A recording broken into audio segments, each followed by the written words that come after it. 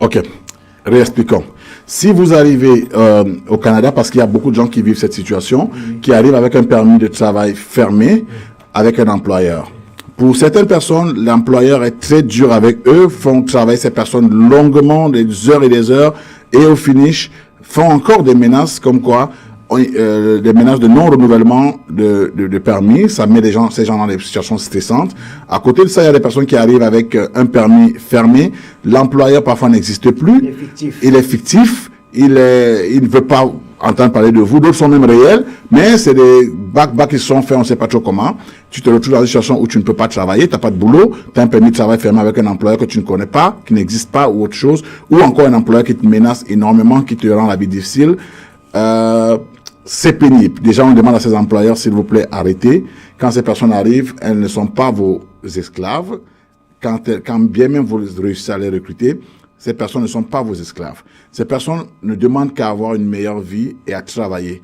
Donc, que des employeurs arrivent à un permis fermé et se retrouvent à vivre le calvaire parce que vous leur infligez des moments difficiles de travail, c'est pas juste. C'est pas ce que le Canada souhaiterait pour des travailleurs qualifiés. C'est pas ça que le Canada voudrait voir que ses employés ressentent. C'est pas juste. Et s'il vous plaît, chers employeurs, arrêtez de le faire.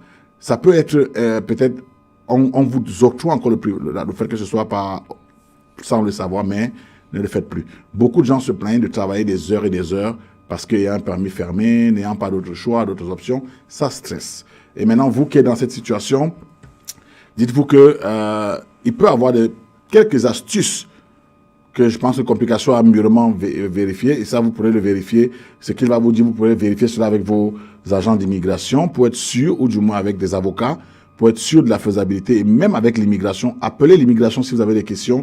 N'ayez pas peur de saisir l'immigration pour des questions liées à votre immigration. L'immigration est là pour ça. Ils sont à votre écoute. Toujours. Beaucoup sont effrayés parce qu'ils sont nouveaux venus, mais sachez que le cas de problèmes d'emploi pour les travailleurs avec permis fermé a beaucoup été mentionné ces temps-ci. Donc, du coup, l'immigration a un peu l'œil visé sur ça et ils sont au courant de beaucoup de choses. Donc, du coup, parfois, appelez, posez des questions. C'est pas forcé que vous aurez des problèmes après, comme on pense souvent, mais posez des questions. Pour poser des questions à des consultants en immigration agréés. Parce qu'il y a beaucoup de consultants en immigration en l'air là, mais rassurez-vous que certains sont agréés parce que ceux-là prennent le temps d'aller vérifier les informations qu'ils doivent donner à leurs clients. Et dans le cas contraire, appelez l'immigration. Souffrez, je sais que c'est compliqué d'appeler l'immigration. Ça, par contre, c'est aussi assez complexe. Il faut parfois se lever tôt. Appelez aux environs de 8 heures. À partir de 10 heures, rassurez-vous, ça va être compliqué. Oui, appelez toujours à 8 heures, 0, 2 minutes, 3 minutes. On vous met dans la liste d'attente, même si ça vous dit 2, 3 heures, n'ayez pas de stress. C'est compliqué d'avoir l'immigration. Donc, c'est mieux d'appeler le matin, très tôt. Et si on vous donne l'option de rappel, choisissez l'option de rappel. Si on vous dit que laissez votre numéro, on va vous rappeler, choisissez l'option de rappel et patientez, on va vous rappeler. Donc, et pour ce genre de cas, prenez le temps de ceux qui sont arrivés avec des contrats fictifs, juste aller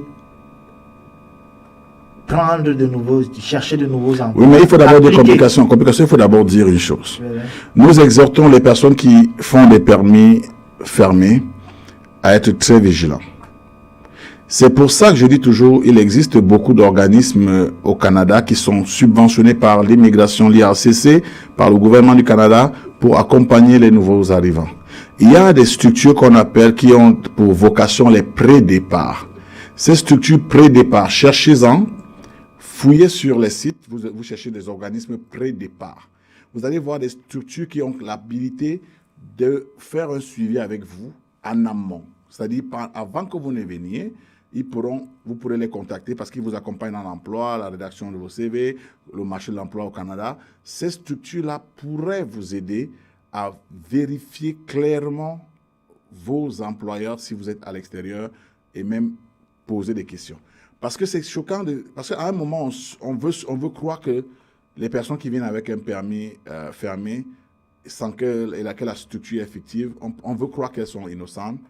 Et après, on se dit, est-ce qu'elles ne le savaient pas et se sont dit, arriver à tout prix? Bon, pour beaucoup, je crois qu'ils ne le savent pas. Parce que souvent, je veux dire, si c'est que vous ne prenez pas la peine d'être assez responsable, d'assumer que vous devez prendre des dispositions en amont, et que vous arrivez, vous vous retrouvez dans ça pousse à ce qu'on se pose des questions. Est-ce que vous ne le saviez pas avant de n'avoir pas voulu le faire? Sinon, on vous accorde le bénéfice que vous ne le saviez pas, mais prenez toujours la peine de vérifier. C'est important. C'est vraiment important, il faut le dire. Donc, en vous donnant les conseils, on veut d'abord être sûr que vous en êtes vraiment innocent, que vous avez été juste des victimes. Pour beaucoup d'entre eux, c'est parce que le dossier est fait par quelqu'un d'autre et ils ne prennent pas la peine de chercher à comprendre le dossier qu'ils font. J'exhorte même tous ceux qui font les dossiers, parfois de connaître quelles sont les informations qu'on a mis dans leur dossier. Beaucoup le font, ils ne savent pas le préjudice qu'ils peuvent avoir plus tard. Parce que sachez que quand vous avez monté un dossier au Cameroun, vous le terminez, vous ne connaissez pas le contenu. Quand vous arrivez ici, vous allez remonter un autre dossier pour la suite. Et c'est là où vous êtes bloqué parce que parfois les informations ne sont pas cohérentes. Et là, on vous dit mensonge 5 ans. Fraude. 5 ans parfois.